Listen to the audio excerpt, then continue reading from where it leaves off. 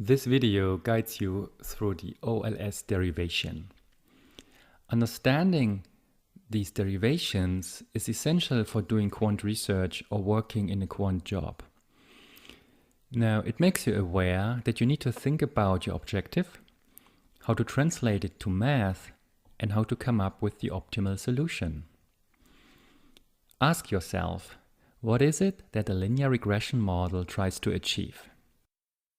Well, it wants to project linearly y onto x, such that the sum of squared errors is minimal. The word minimal highlights that we will write down our objective function, namely the sum of squared errors, and set the first order condition with regard to the slope coefficient beta to 0.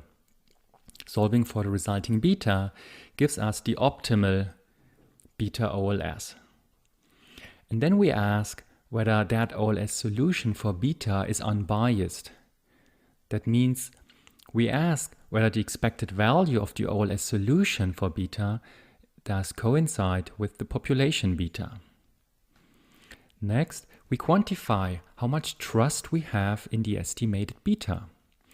Doing so means we determine the variance of the OLS solution for our beta estimate. The higher the variance, the less certain can we be that the OLS estimate for beta is close to the unknown but true population beta.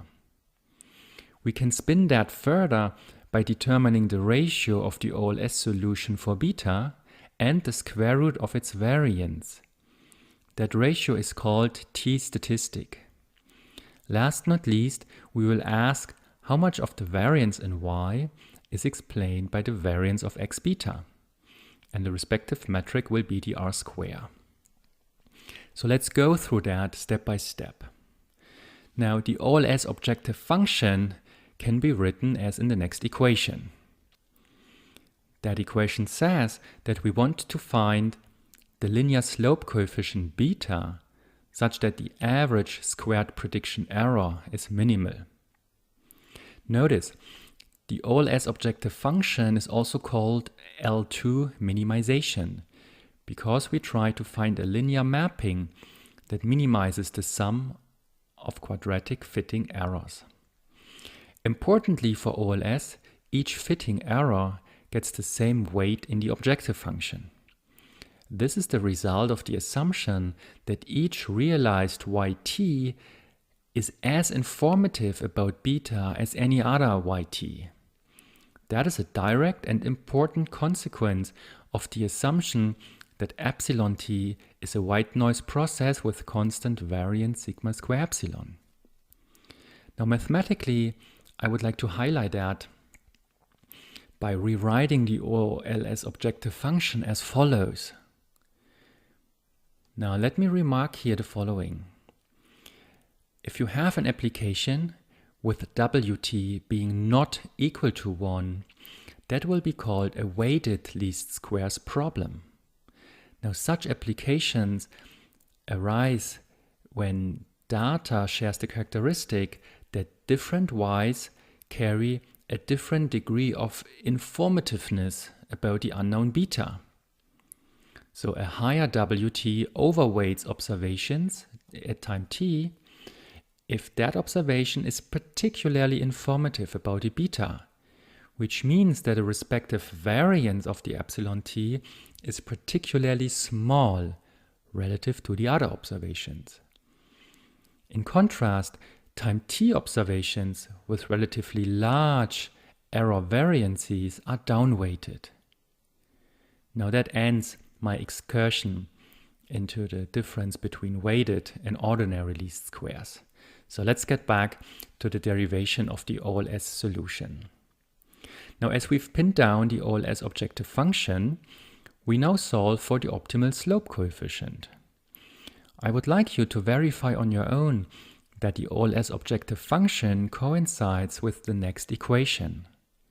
So you might want to pause the video here for a couple of seconds to verify that. So let's continue. Now, setting the first order condition to 0 and solving it reveals the optimal OLS estimate for the linear slope coefficient coincides with the next equation. And notice the x prime x to the minus 1 exists if the X matrix has full rank, meaning if the columns of X are linearly independent of each other. Now next, we estimate the variance of the IID error, and that estimate is given by the next formula. Now notice that we take the squared residuals, add that up, and divide not just by t, but by t minus p minus 1. That is because we have been using p plus 1 parameters, which we've estimated before, and therefore we adjust the denominator by the number of parameters that we've estimated. Now similarly, you can also now get what I call the OLS estimate of the realized sequence of the IID error term given by the next equation. So you simply take the observed y minus the observed x times your OLS estimate for beta.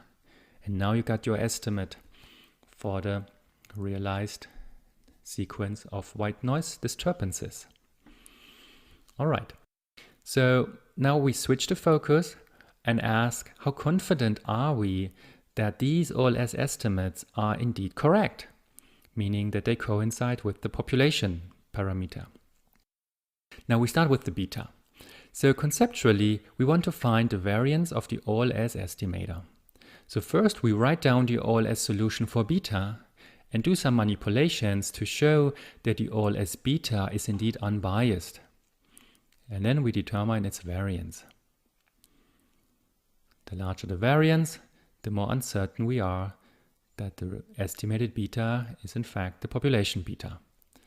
Now let's go to the math. Mathematically, we can write the OLS solution for beta as follows. Now what we now do is now we plug in for y the linear regression model, which gives us the next equation.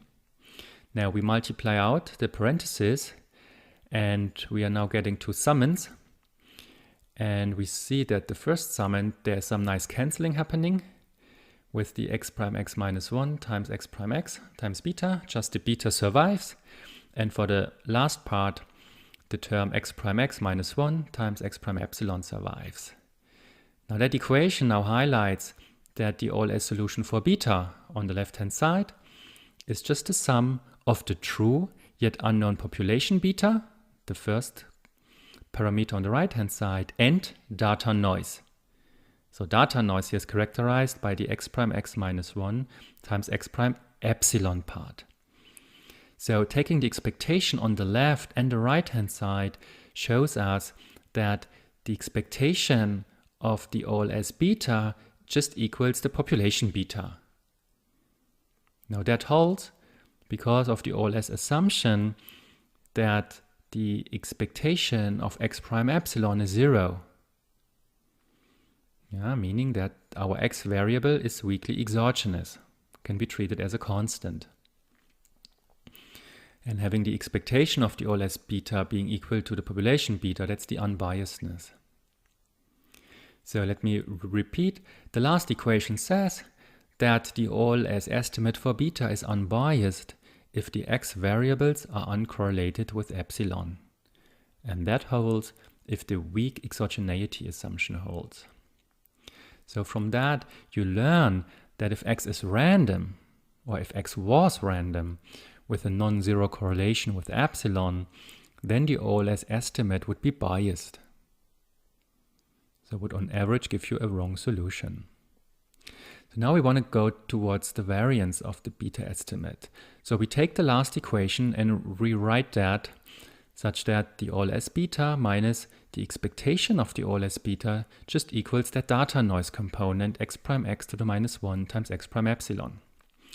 Now the variance of any term is just the expectation of the squared deviation from the mean. So that means that the variance of the OLS beta is nothing else than the expectation of the squared of the previous term.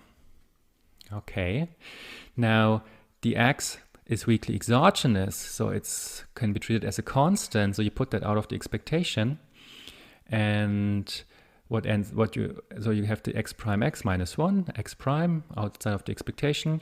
Then you have the expectation of epsilon prime epsilon, which by assumption of the white noise process is nothing else than sigma square epsilon times the identity matrix. And then again, the x prime x minus 1 goes outside of the expectation.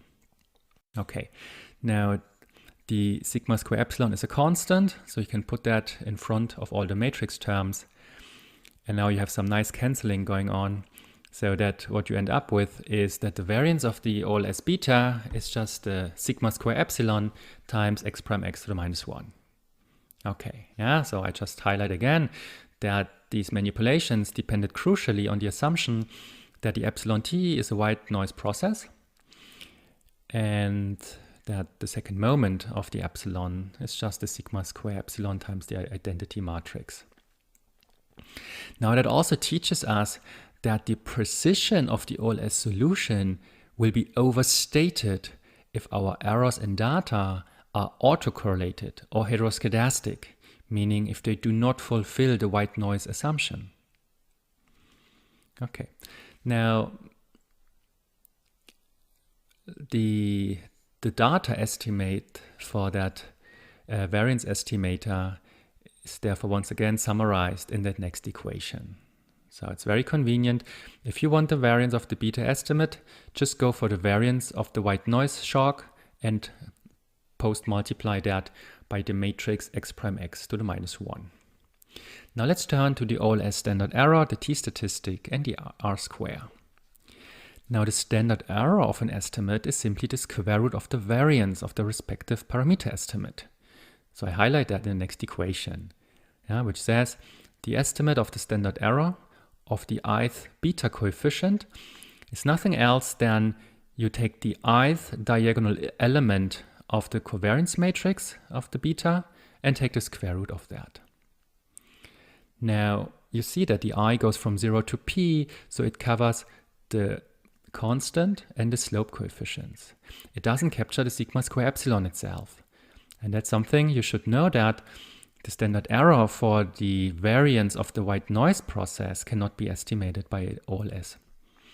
That will be different if we were to use maximum likelihood later on to estimate the sigma square epsilon. There we could determine the standard error, but not for OLS.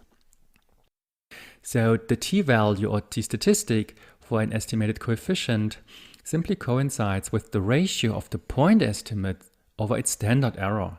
Hence, we can write that as in the next equation. So let's move on to the r-square. Now the r-square, as I show you in the next equation, is just defined to be the variance of x beta divided by the variance of y. Now we rewrite the denominator as the variance of y minus the variance of y minus x beta, and now divide that by the variance of y. Now some nice cancelling happens here, so we can see that the r-square is nothing else than 1 minus the variance of y minus x beta divided by the variance of y. And now what is just the variance of y minus x beta? Well, we estimated the beta by OLS, so we can just rewrite that as 1 minus the squared sum of all the epsilons divided by the squared deviation of the y's. Now the point is that the more variables you add to x, the higher will be the r-square, just mechanically, because the more variables you have, the lower the variance of the epsilon. But of course it doesn't make sense to add any variable just to increase the r-square. So therefore, if x is indeed multidimensional, it's advisable that you always report the adjusted r-square. And I show you in the next equation here the definition of the adjusted r-square. So you're really just adjusting the r-square by t minus 1 over t minus p minus 1. And if you do the math, you see that the adjusted r-square is nothing else than 1 minus the estimated variance of the residuals over the variance of the y, where the variance of the y is given also in that equation here.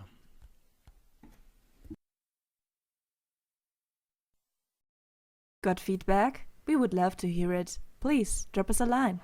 And if you liked the video, give it a thumbs up. And don't forget to subscribe to the channel.